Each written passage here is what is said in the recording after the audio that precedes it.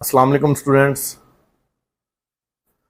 आज हम जिस टॉपिक के बारे में बात करेंगे उस टॉपिक का नाम है लाइट एंड डिस्प्ले सेक्शन। ठीक है, मोबाइल रिपेयरिंग के दौरान अगर आप के सामने कोई ऐसा फॉल्ट आता है, जैसे कस्टमर आपके पास आया और कस्टमर ने आके बोला कि भाई मेरे मोबाइल के सामने डिस्प्ले की लाइट नहीं आ रही या मेरे मोबाइल की एलसीडी नहीं जल रही, इसमें कुछ नज़र नहीं आ रहा, ये बिल्कुल ब्लैक है।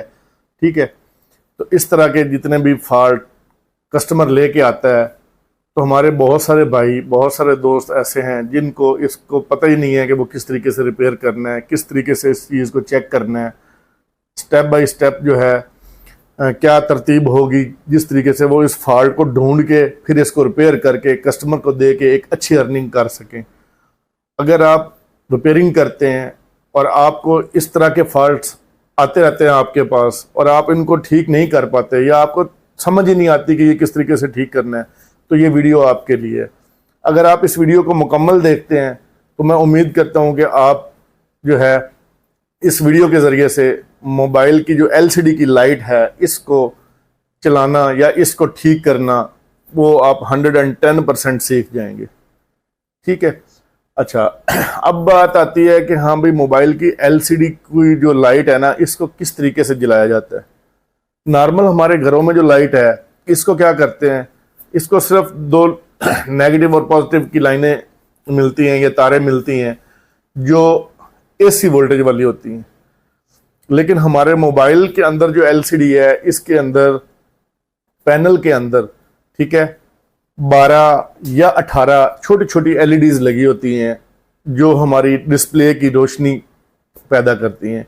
जब उन एलईडीज को करंट मिलता है ना, तो क्या होता है कि रोशनी पैदा होती है। अब हमने ये सीखना है कि वो कौन सा आईसी है जो उन एलईडीज को रोशनी पहुंचाता है, ये करंट पहुंचाने का जो काम है ना वो किस आईसी का है, कितनी लाइनों के जरिए वो उन एलईडीज तक करंट पहुंचाएगा जिससे वो रोशन होंगी और हमारे मोबाइल का डिस्प्ले जो है वो सामने हमें नजर आएगा। ठीक है, तो ये सीखने के लिए हमने एक डायग्राम बनाई है जिसके अंदर मुकम्मल हमने डिटेल के साथ उस चीज़ को एक्सप्लेन करने की कोशिश की है। तो चलते हैं कंप्यूटर की स्क्रीन की तरफ और इसको देखते हैं। अच्छा स्टूडेंट्स, ये जो है ना पूरा का पूरा डायग्राम है जो स्क्रीन पर आपको नज़र आ रहा है। अच्छा, इस डायग्राम के अंदर ये जो आईसी है ना, ये 12 पिन का आईसी है। ठीक है, और इस आईसी का मॉडल नंबर है LM3630A। ठीक है, इसको हम 12 पिन का लाइट आईसी बोलते हैं। ठीक हो गया, ये एलसीडी का कनेक्टर है जहां पर एलसीडी लगेगी। उसके बाद ये सीपीयू है, ये मास्टर है और ये स्लेव है।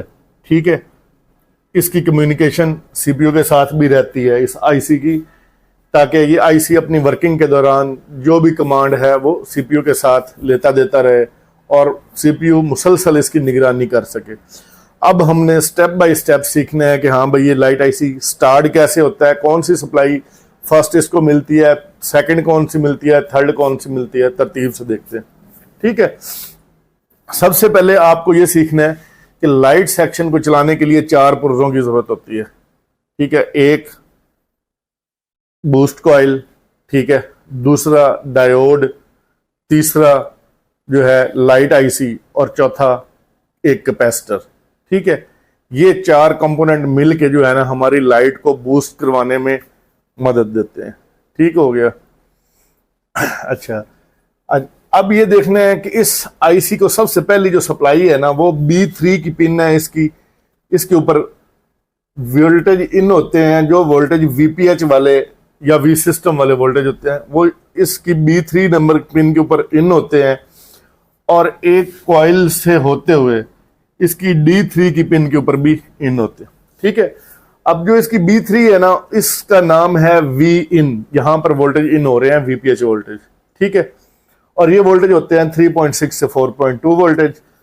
और ये जो हमारी SW या LX की पिन होती है यहां पर भी जो है ना हमारे वोल्टेज इतने ही होते हैं। ठीक है, इस पिन के ऊपर देख लें या इस पिन के ऊपर देख लें तो आपको एक जैसे वोल्टेज मिलेंगे। अच्छा, उसके बाद ये जो SW वाली लाइन है ना इसके अंदर सीरीज में एक कैपेसिटर, सीरीज में एक डायोड लगता है और इस डायोड को हम शॉर्टकी डायोड बोलते हैं। ठीक है, डायोड का पॉजिटिव सिरा इस D3 की पिन के साथ अटैच होगा और इस तरह डायोड के नेगेटिव सिरे से ये लाइन बाहर निकलकर सीधा LCD कनेक्टर के ऊपर जाएगी। इस लाइन को हम एनोड की लाइन बोलते हैं। ठीक हो गया। उसके बाद ये पॉजिटिव लाइन है जो LCD को पॉजिटिव वोल्टेज देगी, और ये वोल्टेज कितने होंगे? ये वोल्टेज 4 वोल्ट से लेकर 40 वोल्टेज के दरमियान कहीं पर भी हो सकते हैं।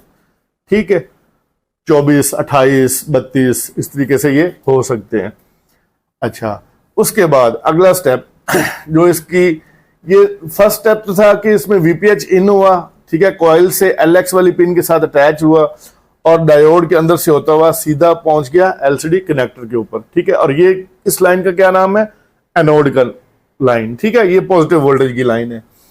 अब ये जो पॉजिटिव वोल्टेज यहां से बन रहे हैं ना, तो ये कितने वोल्टेज बन रहे हैं, जो स्विचिंग के बाद यहां पर कितने वोल्टेज बन रहे हैं, इस चीज की खबर भी IC लेना चाहता है कि हाँ भाई, मैंने अगर 24 वोल्टेज बनाए हैं तो ये क्या 24 पूरे निकल रहे हैं? ये ना हो कि 24 की बजाय ये 32 हो जाएं या 38 हो जाएं। ठीक है, तो इस चीज की जो फीडबैक है ना, वो लेने के लिए यहां से जो डायोड की आउटपुट है, डायोड का जो नेगेटिव सिरा यहां से लाइन आउट हो रही है ना, यहां से ये लाइन वापस आएगी और D2 की पिन के ऊपर आएगी और इस लाइन का नाम है FB या OVP।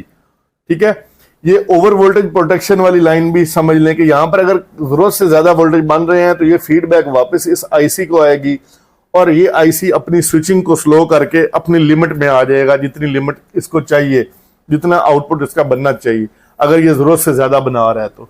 ठीक है, ये इसका काम है। और अगर ये लाइन खराब हो जाती है तो इससे क्या होगा? या तो डिस्प्ले की लाइट नहीं जलेगी, ठीक है, और अगर जो है लाइट जलती है, ठीक है, तो फिर यहां पर जो वोल्टेज बन रहे हैं वो अगर जरूरत से ज्यादा हो जाते हैं तो उससे क्या होगा कि हमारी जो LCD है उसकी लाइट या उसकी स्ट्रिप जलने का रिस्क रहेगा। ठीक है। अच्छा, उसके बाद अगला स्टेप आता है कि अब हमने LED को रोशन करने के लिए जो पॉजिटिव सप्लाई है वो तो हमने दे दी, ठीक है, अब इसको नेगेटिव सप्लाई भी चाहिए ताकि बल्ब रोशन हो सके। ठीक है, उसके लिए इस IC की जो है C1 और B1, ठीक है, इन दो पिनों से दो लाइनें निकलेंगी। एक लाइन का नाम होगा LED K1, दूसरी का नाम होगा LED K2। K1 या K2 का मतलब है कैथोड, नेगेटिव वाली लाइन। एनोड पॉजिटिव लाइन होती है, कैथोड नेगेटिव लाइन होती है। और ये दो लाइनें जो हैं यहां से निकलेंगी और ये भी LCD कनेक्टर के ऊपर पहुंच जाएंगी। अब अगर ये चीज आपने सीखनी है कि ये दो लाइनें क्यों निकली हैं, तो आपने इस वीडियो से पीछे जाना है और वहां पर 9 पिन का जो लाइट IC वाली वीडियो है उसको देख लेना है, तो आपको मुकम्मल डिटेल मिल जाएगी कि ये कैथोड की दो लाइनें क्यों निकली हैं। उस वीडियो में हमने मुकम्मल तफसील से इस चीज को दिखाया है। यहां पर मोटा मोटा आप लोगों को बता देता हूं कि ये दो लाइनें इस वजह से हैं कि जो LCD के अंदर LEDs की स्ट्रिप होती है उसको पॉजिटिव वोल्टेज डायरेक्ट सब लाइनों को दे दिया जाता है। वहां पर जो है 12 या 18 होती हैं, 6, 12 और 18, मतलब 3 स्ट्रिप्स हो सकती हैं या 6 के 2 पैनल 12 स्ट्रिप वाला हो सकता है। तो उन 6 के 2 सेटों का जो नेगेटिव है ना वो अलग अलग आएगा और पॉजिटिव दोनों को इकट्ठा मिल जाएगा। अगर 18 है तो उन तीनों स्ट्रिपों को पॉजिटिव इकट्ठा मिल जाएगा और नेगेटिव अलग अलग उनको मिलेगा।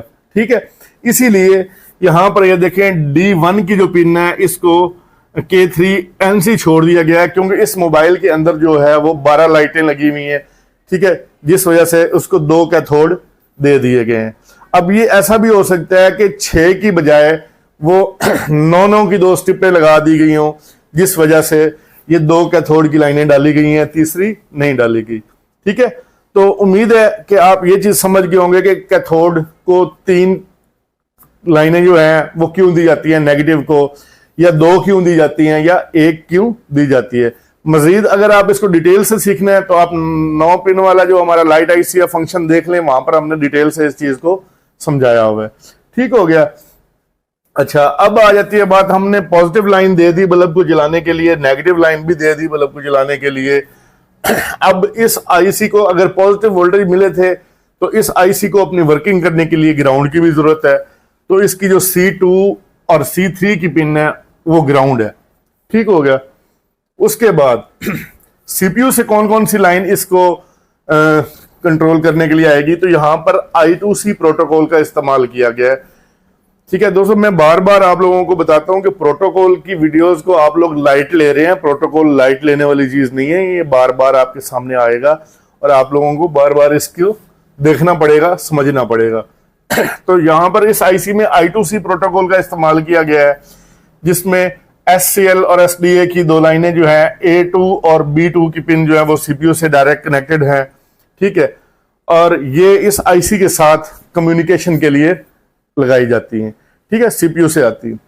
अच्छा, उसके बाद A3 की पिन जो है ना, इस आईसी का हार्डवेयर इनेबल है, मतलब इस आईसी को वर्किंग का हुक्म देने वाली जो लाइन है ना वो A3 की पिन है, और ये भी डायरेक्ट सीपीयू से आएगी और इस आईसी में वो आके इसको एक्टिवेट करेगी ताकि ये अपना काम या अपनी स्विचिंग स्टार्ट कर सके। ठीक हो गया।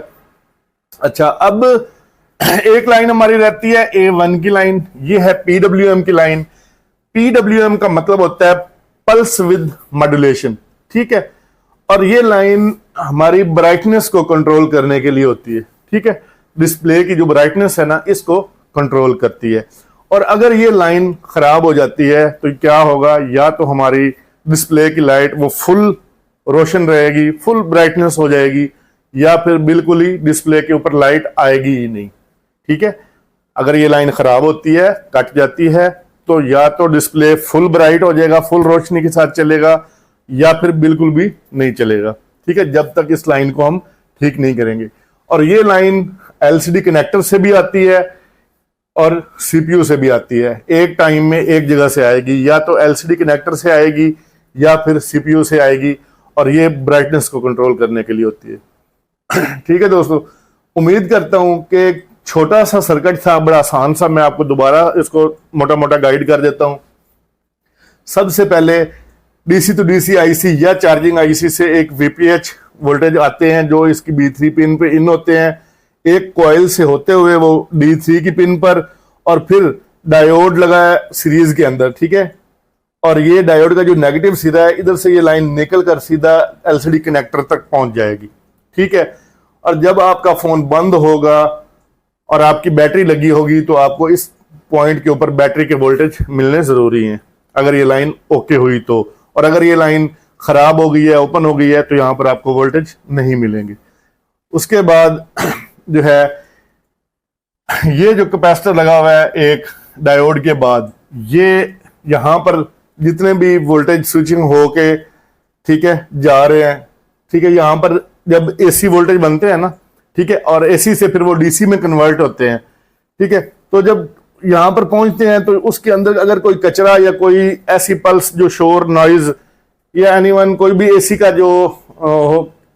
जो भी AC की कोई पल्स होगी या AC का कोई कचरा होगा, तो इस कैपेसिटर से क्या होगा, फिल्टर हो जाएगा, यहां से नीचे ग्राउंड हो जाएगा, और प्योर DC वोल्टेज जो है ना वो हमारे LCD कनेक्टर पर पहुंचेगा। ठीक है, और अगर ये कैपेसिटर भी उतर जाता है तो इससे भी आपकी जो है मोबाइल की LCD वो नहीं जलेगी, या क्या होगा, LCD जल के फौरन बंद हो जाएगी। ठीक है, लाइट जलेगी, जल के फौरन बंद हो जाएगी। तो ये कैपेसिटर भी जो है ना, ये जो पैरेलल कैपेसिटर लगा हुआ है, ये बहुत जरूरी है। ठीक है, टोटल कितने पिने अपना, एक आईसी, एक कॉइल, एक डायोड और एक कैपेसिटर, ये चार कंपोनेंट्स मिलके लाइट को कंट्रोल करते हैं। ठीक है, यह लाइट को बूस्ट करने और लाइट को जलाने में इन चार कंपोनेंट का काम है। ठीक है, PWM की लाइन ब्राइटनेस कंट्रोल करती है, FB या OVP की लाइन जो है ये जितने वोल्टेज निकल रहे हैं उसकी निगरानी करके वापस बताती है कि हाँ भाई आपका आउटपुट ठीक निकल रहा है, जरूरत से ज्यादा नहीं है। अगर जरूरत से ज्यादा होगा वो भी ये पीछे फीडबैक देगा। ठीक है, कि भाई जरूरत से ज्यादा वोल्टेज आगे जा रहे हैं, तो स्विचिंग अपनी आईसी जो है वो अपनी स्विचिंग कम कर लेगी।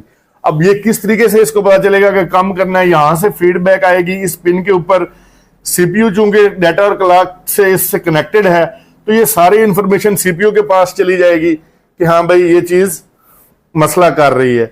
सीपीयू उसको कमांड देकर जो है कम करवा देगा इसकी स्विचिंग को। ये देखिए ना, इनेबल जो आ गया है, PWM से भी ये कंट्रोल किया जा सकता है, इनेबल से भी ये कंट्रोल किया जा सकता है।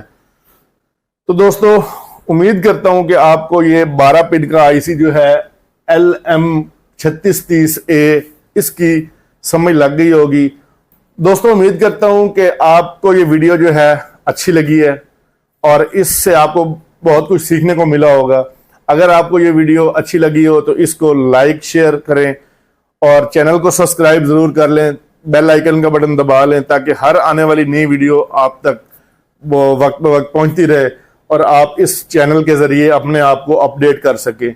हमारी कोशिश होती है कि हम आप लोगों को बिल्कुल फ्री ऑफ कॉस्ट जो है यूट्यूब के जरिए अपडेट करें, ताकि जो लोग किसी भी दूर दराज इलाके में जाकर किसी भी इंस्टीट्यूट में जाकर नहीं सीख सकते या उनके पास इतनी सकत ही नहीं है कि वो भारी भरकम फीसें अफोर्ड करें, वहां पे जाना आना हॉस्टल का खर्चे अफोर्ड कर सके, तो चलो उनकी हेल्प हो जाए।